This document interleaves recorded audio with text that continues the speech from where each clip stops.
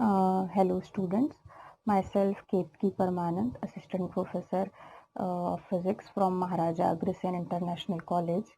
और आज मैं आप लोगों को जो है इलेक्ट्रोडायनेमिक्स या जो इलेक्ट्रोस्टैट्स जो एक सब्जेक्ट होता है बोलना चाहिए इलेक्ट्रोमैग्नेटिक थ्योरी EMT, जिसमें कि इलेक्ट्रोस्टैट्स भी आता है, मैग्नेटोस्टैट्स भी आता है और इलेक्ट्रोडायनेमिक्स भी आता है। उसमें से जो पार्ट है इलेक्ट्रोस्टैट्स का, उस ब्रांच के एक टॉपिक पे डिस्कशन करने वाली हूँ। क्योंकि CSIR नेट के पॉइंट ऑफ व्यू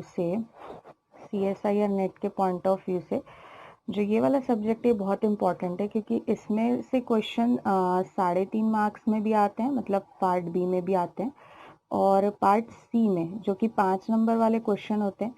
तो इस सब्जेक्ट में से दोनों पार्ट में, मतलब पार्ट बी और पार्ट सी दोनों में क्वेश्चन आते हैं। तो क्वांटम के साथ साथ, मतलब जो हमारे जो 6 मेजर सब्जेक्ट हैं CSIR नेट के, उसमें ये सब्जेक्ट जो है ये 2nd नंबर पे आता है। तो इसके लिए इससे रिलेटेड मैंने एक टॉपिक लिया है, जैसे कि है Gauss law and its application और differential form of Gauss law. तो जो गॉस लॉ वाला जो टॉपिक है, इससे क्वेश्चन अभी तक के पेपर्स में हमेशा आए हुए हैं, और एक ये बेसिक लॉ है। मतलब इसको ये ज़रूरी नहीं कि डायरेक्ट क्वेश्चन आए, बट इसको पढ़ने से ये है कि कुछ इनडायरेक्ट क्वेश्चन भी आते हैं नेट में, वो भी सॉल्व हो जाते हैं। तो फर्स्ट है इसका statement, then its mathematical form और लिमिटेशन। तो जो इसका स्टेटमेंट है वो ये है कि total flux passing through any closed surface is 1 upon epsilon naught times the charge enclosed in that volume। फिर से मैं पढ़ रही हूँ, total flux passing through any closed surface is 1 upon epsilon not times the charge enclosed in that volume. तो यहाँ पे एक वर्ड आ रहा है फ्लक्स, जिसको हम अभी समझेंगे कि फ्लक्स मतलब फ्लक्स बहुत सारे टाइप के फ्लक्स हो सकते हैं, बट क्योंकि हम यहाँ इलेक्ट्रोस्टैटिक्स में पढ़ रहे हैं, इसलिए कौन सा फ्लक्स होगा, इलेक्ट्रिक फ्लक्स होगा। तो इसका मैथमेटिकल फॉर्म जो होता है वो होता है phi is equal to surface integration of E dot D S is equal to Q enclosed upon epsilon naught, जहाँ पे क्यू इनक्लोज्ड क्या है कि टोटल चार्ज जो उस पर्टिकुलर वॉल्यूम में कंटेन्ड है उसकी वो चार्ज है, और एप्सिलॉन नॉट क्या है, परमिटिविटी है। एप्सिलॉन नॉट किसको शो कर रहे हैं, परमिटिविटी को। ओके, नाउ अब हमें इलेक्ट्रिक फ्लक्स अच्छे से समझना है। तो इलेक्ट्रिक फ्लक्स क्या होता है, number of electric lines of force passes through any surface is defined as flux. फिर से मैं क्या बता रही हूँ, number of electric lines of force passes through any surface is defined as flux. अब हमें समझने के लिए मैंने यहाँ एक डायग्राम बनाया, जैसे कि ये सरफेस है और इसमें से electric lines of force pass हो रही हैं। तो फाई किससे डिफाइन होगा, electric field intensity. Electric field intensity मतलब ये जो इलेक्ट्रिक लाइंस ऑफ फोर्स है, इसकी जो इलेक्ट्रिक फील्ड इंटेंसिटी जिससे डिफाइन होगी वो into D A. D A मतलब इस पूरे सरफेस से हमें जब फ्लक्स फाइंड करना है तो हमें सबसे पहले क्या करना पड़ेगा कि इसे एक स्मॉल क्रॉस सेक्शन में डिवाइड करना पड़ेगा, और उस स्मॉल क्रॉस सेक्शन का जो एरिया एलिमेंट है वो क्या है, डी ए है। तो फ्लक्स किससे डिफाइंड होगा, ई dot D A for small element और ऑफ क्रॉस सेक्शन। सो जब हमें पूरे एरिया के लिए, मतलब पूरे टोटल एरिया के लिए हमें फ्लक्स फाइंड करना होगा, तो फाई किससे दिया जाएगा, surface integration of E dot D A for whole area. Okay, अब मैं आपको एक बार समराइज कर देती हूँ। अभी तक हमने क्या पढ़ा, गॉस लॉ का स्टेटमेंट पढ़ा। नेक्स्ट क्या पढ़ा कि इलेक्ट्रिक फ्लक्स क्या होता है, बिकॉज हमने स्टेटमेंट तो पढ़ लिया, और हम लोग ये जानते हैं कि जो हमने बीएससी की भी बीएससी फर्स्ट ईयर में भी ये टॉपिक था, और उसमें हमने इसका पूरा डेरिवेशन किया था। बट CSIR नेट में जो क्वेश्चन है वो ऑब्जेक्टिव टाइप के आते हैं, सब्जेक्टिव तो आते नहीं है। तो हमें सिर्फ इसका मैथमेटिकल स्टेटमेंट से मतलब है, मतलब हमें मैथमेटिकल स्टेटमेंट जो है उसको बहुत अच्छे से समझना है, और फिर ये समझना है कि जो आगे के स्टेप्स हैं, मतलब वो स्टेप्स कौन से हैं जिसके थ्रू हम आगे जाएंगे और किसी भी गिवन सिस्टम को with the help of Gauss law solve कर सकते हैं। तो इसके लिए हमारे कुछ स्टेप्स है जो मैं आपको यहाँ बता रही हूँ। जैसे स्टेप 1 कि मतलब हमें क्वेश्चन दिया हुआ है और हम गॉस लॉ की हेल्प से इसे कैसे सॉल्व कर सकते हैं। तो स्टेप 1 है राइटिंग अ मैथमेटिकल फॉर्म। मतलब सबसे पहला स्टेप क्या है कि हमें मैथमेटिकल फॉर्म जो है गॉस लॉ का वो अच्छे से याद होना चाहिए। तो phi is equal to surface integration of E dot D S, okay, it is equal to Q enclosed upon epsilon naught. तो ये हमें अच्छे से इसका स्टेटमेंट याद होना चाहिए for closed surface, okay. Now according to distribution of charges, for example इसका मतलब ये है, स्टेप 2 ये है कि हमें देखना है कि जो हमारा जो गिवन क्वेश्चन है वो हमें मतलब वो किस उसमें जो चार्जेस का डिस्ट्रीब्यूशन है वो किस तरीके का है। क्या वो जो चार्ज का डिस्ट्रीब्यूशन है वो किसी लाइन के अलोंग हुआ है, या किसी सरफेस के अलोंग हुआ है, या किसी वॉल्यूम के अलोंग हुआ है। तो उसके अकॉर्डिंग ये हमें ये देखना होगा कि जो चार्जेस हैं उसकी वैल्यू हम किस तरीके से चेंज कर सकते हैं। अभी जो हम क्वेश्चन सॉल्व करेंगे उसमें भी मैं इस स्टेप को और डिफाइन करूंगी। उसके बाद थर्ड स्टेप है जो है जो एकदम बेसिक है, setup a Gaussian surface and their distance. मतलब हमें जो गिवन जो भी सिस्टम दिया हुआ रहेगा उसके लिए हमें क्या सेट करना होगा, गॉसियन सरफेस सेट करना होगा, ओके। अच्छा, अब स्टेप 4 ये है कि with the help of mathematical form we can find the value of E of any given system. यदि मैं फिर से एक बार स्टेप्स की बात करूं तो सबसे पहले हमें देखना पड़ेगा, हमें सबसे पहले क्या याद रखना पड़ेगा, उसका मैथमेटिकल फॉर्म, गॉस लॉ का जो मैथमेटिकल फॉर्म है हमें वो अच्छे से याद रखना पड़ेगा। Phi is equal to surface integration of E dot D S is equal to Q enclosed upon epsilon naught. फिर हमें ये देखना है कि हम Q को, क्योंकि ज़रूरी नहीं है कि हमेशा क्वेश्चन में चार्जेस की वैल्यू, हमें हमेशा क्या मिलेगा, इन जनरल सिस्टम में चार्ज डिस्ट्रीब्यूशन मिलेगा, ना कि चार्जेस की वैल्यू मिलेगी। तो इसीलिए हमें Q इनक्लोज्ड को किस में कन्वर्ट करना पड़ेगा, चार्ज डिस्ट्रीब्यूशन में। और उसके बाद गॉसियन सरफेस, उसके बाद क्या हमें सेट करना पड़ेगा, गॉसियन सरफेस। और नेक्स्ट है हमें with the help of mathematical form जो गॉस लॉ का है उससे हम क्या फाइंड कर सकते हैं, इलेक्ट्रिक फील्ड की वैल्यू फाइंड कर सकते हैं। अच्छा, अब आगे बढ़ने से पहले मैं एक जो बेसिक टॉपिक है जो हमने पहले बीएससी में भी पढ़ा हुआ है, जैसे जो है कंटिन्यूस चार्ज डिस्ट्रीब्यूशन का वाला topic, continuous charge distribution, okay. तो हमें अच्छे से गॉस लॉ की हेल्प से जो सिस्टम को हमें सॉल्व करना है उसके लिए हमें कंटिन्यूस चार्ज डिस्ट्रीब्यूशन समझना होगा। ये वाला जो टॉपिक है ये भी हमने यहाँ पहले बीएससी में पढ़ा हुआ है, बट इसे हम एक बार और रिकॉल करेंगे। तो there are 3 types of charge distribution. First is linear charge distribution, second is surface charge distribution, और either we called is distribution और density, so surface charge density and volume charge density. तो सबसे पहले मैं आपको linear charge density का यदि मैं जनरल एक आपको एग्जाम्पल बताऊं तो वो है एक लॉन्ग वायर जो कि चार्ज्ड है और हमें उसके करस्पॉन्डिंग चार्ज की वैल्यू फाइंड करना है। तो हम चार्ज की वैल्यू कैसे फाइंड करें, बिकॉज हम वहाँ एक चार्ज तो नहीं है, ऐसा नहीं कि 1 कूलम का चार्ज है या 2 कूलम का चार्ज है, ऐसा तो है नहीं। उसमें चार्ज का क्या है, कंटिन्यूस डिस्ट्रीब्यूशन है। तो उसके लिए हमें क्या फाइंड करना पड़ेगा कि उसके लिए हमें क्या लेना पड़ेगा, चार्ज ना लेके चार्ज डिस्ट्रीब्यूशन लेना पड़ेगा। तो हमने क्या किया, इस वायर को का एक क्रॉस सेक्शन लिया जिसकी लेंथ dl है और उसमें चार्ज कितना है, dq है। तो lambda that is linear charge density is defined as lambda is equal to dq upon dl। So lambda is equal to total charge upon total length. So dq is equal to क्या हो जाएगा, lambda into dl, और q is equal to line integration of lambda dl। तो हमें जो है ये वाला जो फॉर्मूला है ये हमें ध्यान रखना है, that means q is equal to lambda dl। In case हमारे क्वेश्चन में लैम्डा की वैल्यू दी रहेगी, मतलब गॉस लॉ के हेल्प से, और हमें सबसे पहले क्या फाइंड करना रहेगा, क्यू, तो हम कौन सा फॉर्मूला यूज करेंगे, ये वाला फॉर्मूला यूज करेंगे, Q is equal to line integration of lambda dl। अब हम आते हैं सरफेस चार्ज डेंसिटी पे। तो सरफेस चार्ज डेंसिटी के लिए मैंने यहाँ एक डायग्राम बनाया हुआ है। ये एक सरफेस को शो कर रहा है जिसका हमने एक छोटा सा क्रॉस सेक्शन डीए लिया हुआ है, और उसमें चार्ज का डिस्ट्रीब्यूशन क्या है, चार्ज की वैल्यू क्या है, dq है। तो sigma is surface charge density, sigma is equal to dq upon D A. तो डी सिग्मा को हम कैसे डिफाइन करेंगे, total charge upon total area, okay. So sigma is equal to dq upon D A, and if we have to find the value of Q, then D Q is equal to sigma into D A. और हमें total charge distribution पढ़ना है, तो Q is equal to क्या हो जाएगा, surface integration of sigma dot D A.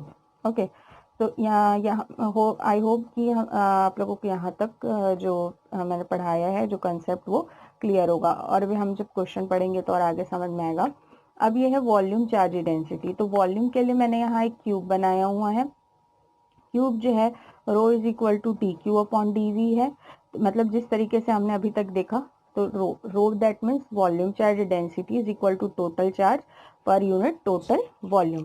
So rho is given by dq upon dv, and if we have to find q, ये वाला टर्म बहुत इंपॉर्टेंट है, बिकॉज जब क्वेश्चन जो दिया रहता है वो क्या दिया रहता है कि चार्ज का डिस्ट्रीब्यूशन किसमें, फॉर एग्जांपल स्फीयर में है।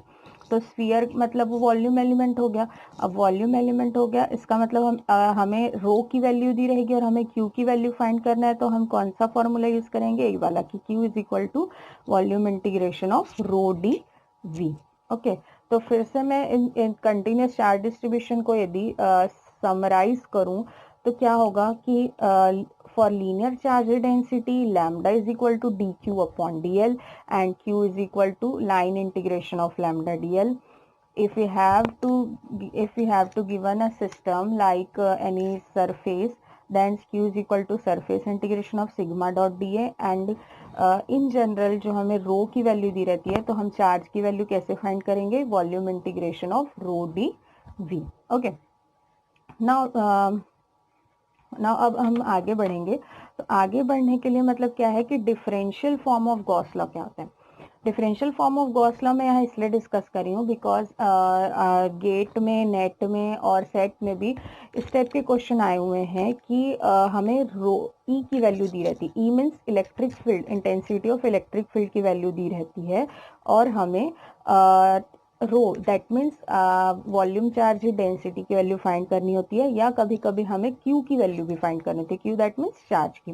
तो उसके लिए हम जो हमारा जनरल मैथमेटिकल फॉर्मूला है उसको हमें किस में कन्वर्ट करना पड़ेगा, हमें किस में कन्वर्ट करना पड़ेगा, उसके डिफरेंशियल फॉर्म में।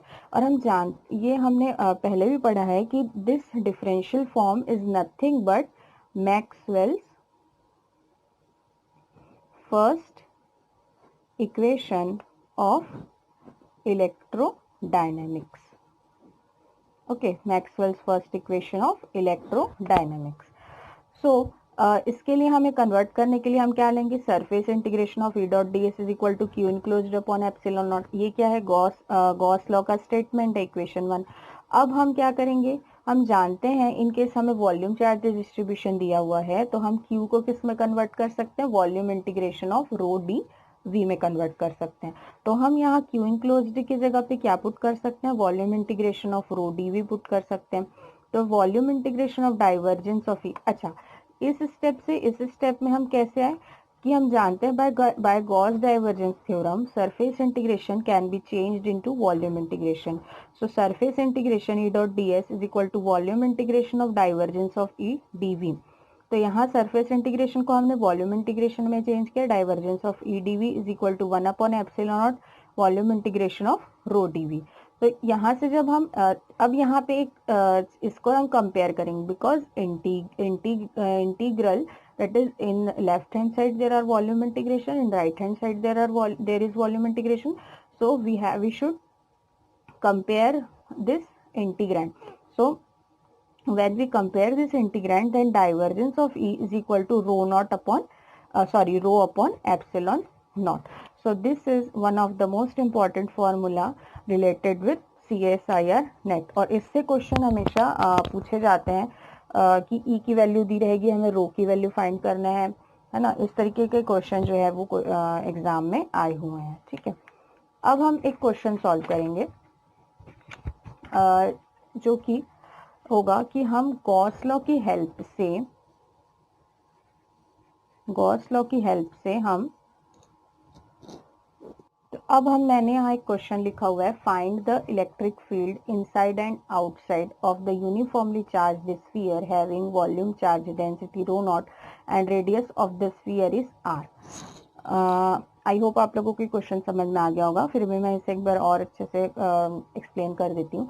हमें क्या फाइंड करना है? इलेक्ट्रिक फील्ड फाइंड करना है। किसके लिए फाइंड करना है? यूनिफॉर्मली चार्ज्ड स्फीयर के लिए। यूनिफॉर्मली चार्ज्ड स्फीयर के लिए हमें ई की वैल्यू क्या होगी? फाइंड करनी है। तो यूनिफॉर्मली चार्ज्ड स्फीयर बेसिकली जो है ये क्या होता है? नॉन कंडक्टिंग स्फीयर होता है। ओके, नॉन कंडक्टिंग क्या होता है? स्फीयर होता है। ओके, नॉन कंडक्टिंग हमें इसलिए समझना जरूरी है बिकॉज ये कंसेप्ट मैं आप लोगों को एक्सप्लेन करती हूँ कि जैसे वो हम जानते हैं कि यदि कंडक्टिंग स्फीयर है, कंडक्टिंग सरफेस है, तो वहां पे क्या होगा कि जो जैसे ही हम उस सरफेस को चार्ज करेंगे तो जो चार्जेस हैं वो उसके सरफेस पे डिस्ट्रीब्यूट होंगे, है ना, ये हम जानते हैं। मतलब यदि हमारे पास कोई कंडक्टिंग मटेरियल है और उसको हमने चार्ज किया तो उसके सारे चार्जेस किस पे आ जाएंगे? सरफेस पे आ जाएंगे, ना कि उसमें के वॉल्यूम में डिस्ट्रीब्यूट होंगे। तो जहां हमें ये दिया हुआ है कि rho is equal to rho naught, इसका मतलब हम किसकी बात करें? नॉन कंडक्टिंग स्फीयर की। तो इस बात में कंफ्यूज नहीं होना है कि यूनिफॉर्मली चार्ज स्फीयर और नॉन कंडक्टिंग स्फीयर अलग है, दोनों एक ही बात है। अब हमें दूसरी बात है, रो इज इक्वल टू क्या दिए? रो नॉट, है ना। और हमें इनसाइड और आउटसाइड दोनों फाइंड करना है। तो मैं यहाँ आप लोगों को इनसाइड की वैल्यू फाइंड करके बता रही हूँ कि हम इनसाइड कैसे फाइंड करेंगे with the help of Gauss law. तो हम आते हैं स्टेप 1 में। स्टेप 1 क्या था हमारा? कि हमें सबसे पहले क्या फाइंड करना है? क्या लिखना है? Statement of Gauss law, that is E dot D S is equal to 1 upon epsilon naught Q enclosed. Okay, अच्छा, एक चीज यहाँ क्लियर हो गई है कि जो डिस्ट्रीब्यूशन है वो किस में है? वॉल्यूम में। इसका मतलब हमें क्यू इनक्लोज्ड को किस में कन्वर्ट करना होगा? वॉल्यूम डिस्ट्रीब्यूशन में। तो volume distribution of rho D V हो जाएगा। ठीक है, इतनी बात क्लियर हो गई होगी, आई होप सो। अब स्टेप 2 है कि हमें फॉर्मेशन किसका करना है? गॉसियन सरफेस का। ठीक है, किसका फॉर्मेशन करना है? गॉसियन सरफेस का। तो गॉसियन सरफेस का हमें फॉर्मेशन करना है, तो अब हम जान रहे हैं, यहाँ पे ध्यान दीजिएगा, एक ये स्फीयर है जिसकी रेडियस कितनी है? r। अब मुझे जो इलेक्ट्रिक फील्ड की वैल्यू है वो इनसाइड फाइंड करनी। इसका मतलब मैं गॉसियन सरफेस किसमें क्या बनाऊंगी? इनसाइड बनाऊंगी, जिसकी डिस्टेंस ओरिजिन से कितनी है? स्मॉल r है। ओके, नाउ अब हमें ये देखना है, ये गॉसियन सरफेस हमारा बन गया। गॉसियन सरफेस बनाना ही गॉस लॉ का एक इम्पॉर्टेंट स्टेप है, बिकॉज अब हम यहाँ रिस्ट्रिक्ट हो गए हैं कि हमें इस पर्टिकुलर गॉसियन सरफेस में ही इलेक्ट्रिक फील्ड, मतलब इस गॉसियन सरफेस से ही हमें मतलब है, इसी डिस्टेंस से हमें मतलब है, और यही हमें रो की वैल्यू रो नॉट मिलेगी, ना कि अब इसके आउटसाइड जब हम जाएंगे there are no charge distribution from outside the R. I hope you understand this concept. Okay. Now, move on to next step. Then step 3 is given by. अब हमने गॉसियन सरफेस फाइंड कर लिया। अब हम फिर से किस में आएंगे? फर्स्ट स्टेप में आएंगे। तो E dot D S is equal to 1 upon epsilon naught volume integration of rho D V. अब हम यहाँ क्या पुट कर सकते हैं? रो नॉट की वैल्यू पुट कर सकते हैं, हमें दिया है रो की वैल्यू क्या है? रो नॉट है। ठीक है, अब यहाँ एक इंपॉर्टेंट कंसेप्ट आता है, D V. What about D V? D V क्या है? वॉल्यूम एलिमेंट है। क्या है? Volume element. अब हमें यहाँ ये चीज क्लियर है कि जो क्वेश्चन सॉल्व कर रहे हैं वो किसके लिए सॉल्व कर रहे हैं? स्फीयर के लिए सॉल्व कर रहे हैं। जब हम स्फीयर के लिए क्वेश्चन सॉल्व कर रहे हैं, इसका मतलब ये है कि हमें स्फेरिकल पोलर कोऑर्डिनेट्स से मतलब है। और ये बिकॉज ये अभी हमारा फर्स्ट लेक्चर है, अभी इसके जब हम स्टार्ट करेंगे क्लासेस तो सबसे पहले हम कोऑर्डिनेट सिस्टम पढ़ेंगे। तो coordinate system, specially spherical polar coordinate system में ये हम पढ़ते हैं कि जो स्मॉल वॉल्यूम एलिमेंट है उसकी वैल्यू होती है R square D R D theta D phi. Okay, R square D R D theta D phi. तो अब हम क्या कर सकते हैं? E dot D S is equal to surface integration of is equal to 1 upon epsilon naught volume integration of rho naught R square D R D theta D phi. Okay, okay, यहाँ तक हमारा complete हो गया। अब एक चीज यहाँ अब समझने वाली बात यह है, ये इस सरफेस इंटीग्रेशन को हम कैसे फाइंड करेंगे। एक्चुअली जो गॉसियन सरफेस हमने बनाया है ये भी एक क्या है, स्फीयर है। स्फीयर के लिए हमेशा गॉसियन सरफेस कैसा होगा, एक स्फीयर होगा। तो स्फीयर के लिए हम यदि हम जानते हैं कि total surface area of sphere क्या होगा, एरिया की वैल्यू क्या होती है 4 पाई आर स्क्वायर। तो हम यहाँ पे जो वैल्यू हम पुट करते हैं लेफ्ट हैंड साइड में, वो किसकी वैल्यू पुट करते हैं, गॉसियन सरफेस के लिए वैल्यू पुट कर रहे हैं। तो यहाँ पे जो है वो क्या किसकी वैल्यू आएगी, E into 4 pi R square की वैल्यू आएगी। ये बात समझने वाली है। Is equal to 1/4 pi epsilon naught. यहाँ पे हमें 3 लिमिट ऑफ इंटीग्रेशन देना है, तो 0 टू क्या लेंगे हम, आर की लिमिट 0 टू क्या होगी, मैंने यहाँ रो नॉट को कॉमन निकाल लिया, 0 to R square D R plus, ये आर के लिए मैं लिख रही हूँ ना, small R to capital R. ठीक है, small R to capital R में actually there are no charge distribution from from